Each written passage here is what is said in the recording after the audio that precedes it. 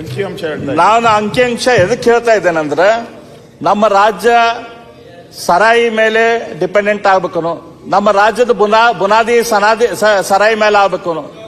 ಇದೇ ರೀತಿ ಸರಾಯಿ ಮೇಲೆನೆ ನಾವು ರಾಜ್ಯ ಬೆಳೆಸ್ಕೊಂತ ಹೋದಿವಿ ಅಂತಂದ್ರೆ ಎಲ್ಲಿ ತನಕ ಹೋಗ್ಬಿಡ್ತೇವೆ. ಯಾವ್ದ್ರ ಮೇಲೆ ಬೇರೆ ರಾಜ್ಯದ ನಮ್ಮ ರಾಜ್ಯ ಮಾತಾಡ್ಬೇಕು ನೀವು. ನಿಮ್ ಸರ್ಕಾರ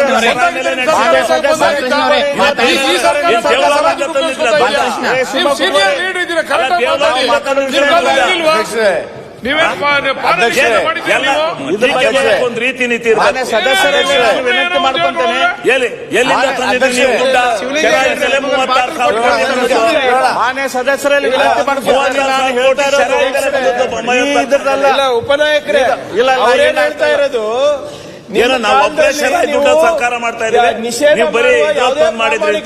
ನೀವು ಮಾಡಿಲ್ಲ. ನೀವು 34,000 35,000 ಕೋಟಿ ರೂಪಾಯಿ ಟಾರ್ಗೆಟ್ ಕೊಟ್ಬಿಟ್ಟೆ ನೀವು ಮಾಡಿರೋದು. ಅದು ಕಾಲಕ್ರಮೇಣ ಜಾಸ್ತಿ ಹಾಕೊಂಡು ಬರ್ತಾ ಇರೋದು.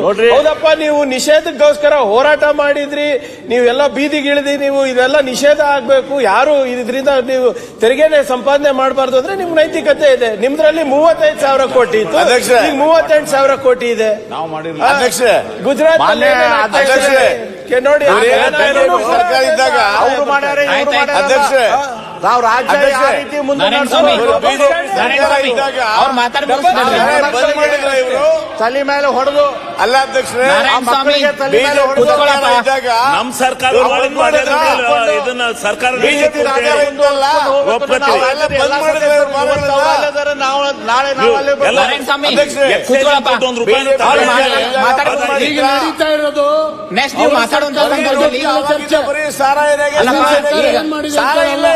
ಸರಾಯಿ ಬಗ್ಗೆ ನಾವೆಲ್ಲರೂ ಈಗ ಸಾರಾಯಿ ಬಗ್ಗೆ ಎಲ್ಲರೂ ಕೂತ್ಕೊಂಡು ವಿಚಾರ ಮಾಡಬೇಕಾಗುತ್ತೆ. ಈ ಸಾರಾಯಿ ಬ್ಯಾನ್ ಮಾಡಿದ್ವಿ, ಲಾಟ್ರಿ ನಿಷೇಧ ಮಾಡಿದ್ವಿ, ಸರ್ಕಾರ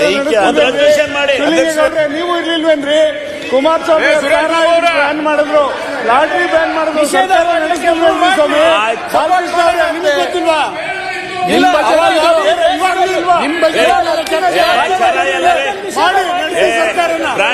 ಸರ್ಕಾರ ನಡೆಸಿ ಬೇರೆ ಬಿಜೆಪಿ